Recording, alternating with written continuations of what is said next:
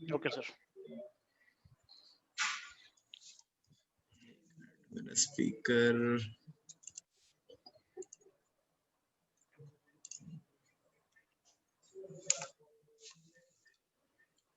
Okay.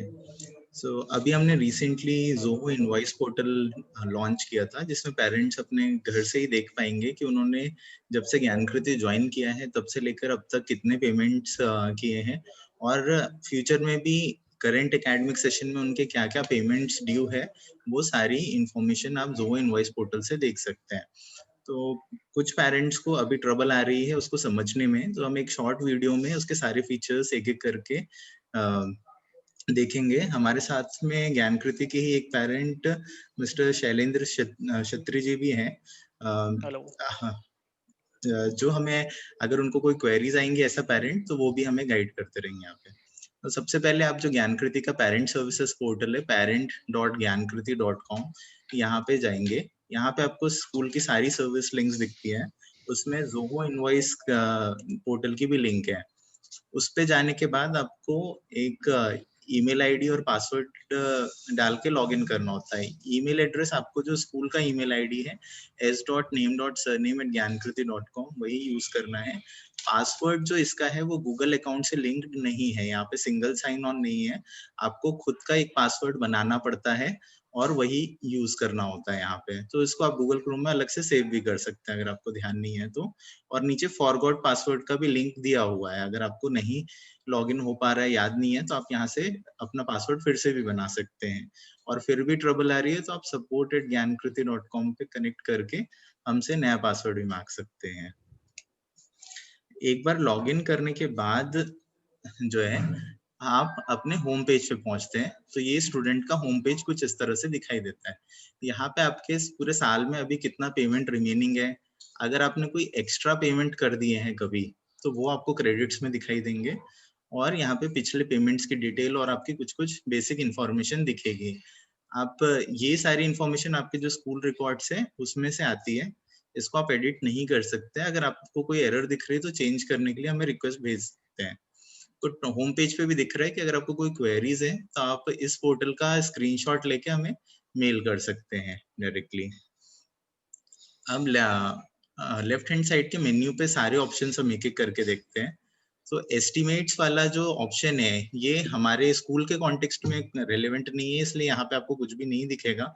और हो सकता है कि कभी सपोज आप मेस सर्विस के लिए जानना चाहते हैं कि मैं अगर मेस फैसिलिटी एक्टिवेट करना चाहता हूँ तो मुझे क्या फीस देनी होगी, तो हम यहाँ से आपको उसका एस्टिमेट भेज सकते हैं और आप उसको एक्सेप्ट भी यहीं से कर पाएंगे कि आपको वो सर्विस लेनी है या नहीं लेनी है।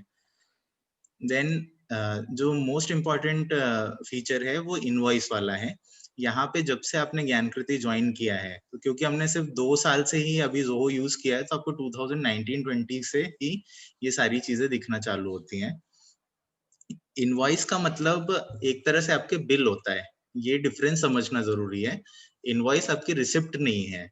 जैसे आपके घर में बिजली का बिल आता है तो इनवॉइस उसकी तरह हो गया। तो इनवॉइस हम यहाँ से बनाते हैं, क्वार्टरली हम लोग इनवॉइस बनाते हैं, जिसमें आपकी कौन से हेड के अंदर कितनी फीस आ रही है उसकी पूरी इंफॉर्मेशन यहाँ पे दी होती है कि एनुअल फीस क्या है, ट्यूशन फीस क्या है, ट्रांसपोर्ट फैसिलिटी आपने ले रखी है, तो उसकी सारी डिटेल्स यहाँ पे दी होती है।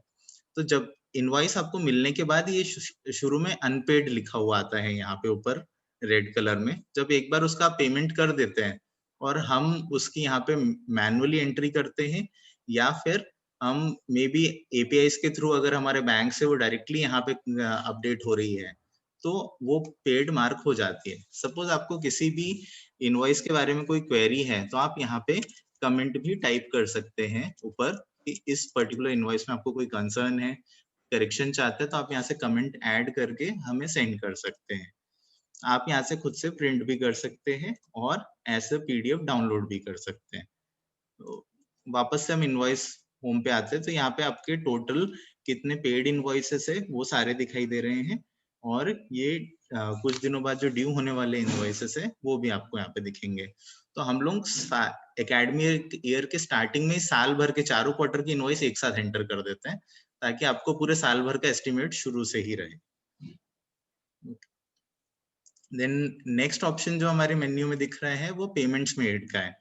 तो जैसे आपके बिजली का बिल आता है, पहले घर पे आपको बिल मिलता है, दैट इज द इनवॉइस। आपको क्वार्टरली इनवॉइस मिल गए। फिर जब आप पेमेंट करते जाते हो, तो यहाँ पे आपको उसकी रिसिप्ट मिलती है। ये आपके पेमेंट रिसिप्ट है। सो यहाँ पे आपने किस मोड से पेमेंट किया था, वो सारी डिटेल्स आपको दिख रही हैं।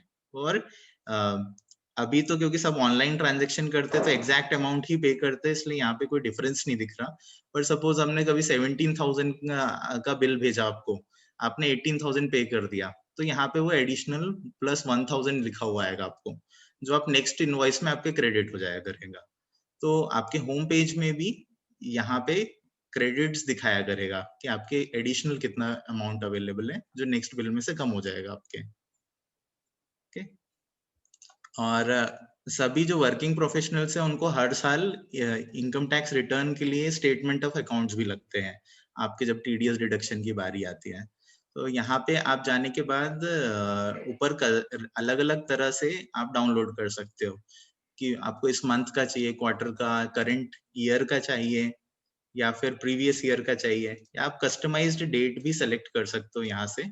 और उसके बाद यहाँ पे गो पे क्लिक करने के बाद आपको उस साल की स्टेटमेंट ऑफ अकाउंट्स आ जाएगी। इसको मैं थोड़ा सा एक्सप्लेन भी कर देता हूँ। ओपनिंग बैलेंस का मतलब होता है कि एकदम साल के शुरुआत में क्या बैलेंस था, आपकी कोई पुरानी फीस ड्यू थी स्कूल के ऊपर, या फिर स्कूल को आपको कुछ रिफंड वगैरह करना था, तो वो ओपनिंग बैलेंस में आ जाएगा आपके। फिर उसके बाद इनवॉइस्ड अमाउंट, फिर हमने साल में एडिशनल आपकी सर्विसेज का कितना पेमेंट आपको ड्यू हो रहा था, आपने उसमें से कितना अभी तक भर दिया है, और कितना बैलेंस है, ये सारी इन्फॉर्मेशन आपको यहाँ पे शॉर्ट में दिख जाती है, आपके बैंक स्टेटमेंट की जैसे हो गया। और नीचे हर इंडिविजुअल डेट को ये दिख रहा है कि आपने कितना पेमेंट किया और हमने कितनी इनवॉइस आपको भेजी है। ठीक है, ये सारी चीजें आप देख सकते हैं। मिस्टर छत्री, आपको कोई क्वेश्चन है तो वो पूछ लीजिए, मैं एक्सप्लेन कर देता हूँ फिर आपको। सर इसी स्टेटमेंट में मुझे कंसर्न है। एक्चुअली आपको जो रिबेट मिलती है ट्यूशन फीस के ऊपर मिलती है, और इस स्टेटमेंट में केवल ट्रांजैक्शनल डिटेल्स है, कहीं वो नहीं है कि ये ट्यूशन फी के अगेंस्ट में लिया है। तो मुझे लगता है आपसे सर्टिफिकेट मैनुअली लेना पड़ेगा।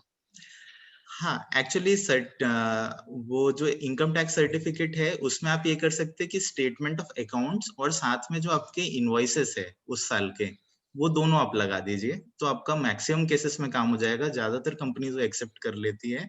हालांकि अगर हम legal stand point of view से देखें, जो फॉर्मल इनकम टैक्स का जो रूल है, उसके अकॉर्डिंग इनवॉइसेस जो है वो इनकम टैक्स में रिबेट के लिए वैलिड नहीं होती है। उसके लिए स्कूल प्रिंसिपल का साइन किया हुआ लेटर हेड पे बना हुआ एक एग्जैक्टली। सर्टिफिकेट ही लगता है। सो कुछ कुछ कंपनीज एक्सेप्ट कर लेती हैं, जहां पे हो जाएगा तो ये सेल्फ सर्विस काम हो जाएगी।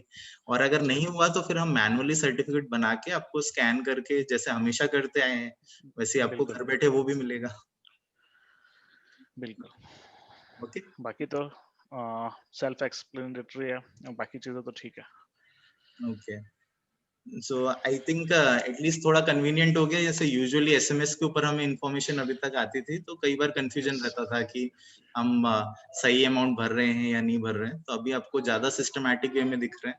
उसके अलावा भी बिल्कुल एक पेरेंट्स के मन में स्कूल की तरफ से हमारे लिए लॉन्च करना इसलिए जरूरी था कि हम चाहते थे कि ज्यादा ट्रांसपेरेंसी लाए सिस्टम में, पेरेंट्स भी देख पाए कि ओवर द इयर्स किस तरह से जा रही हैं चीजें, और आप भी यहाँ पे देख पाएंगे कि आपने पिछले कितने सालों में किस तरह से पेमेंट्स करे हैं स्कूल को।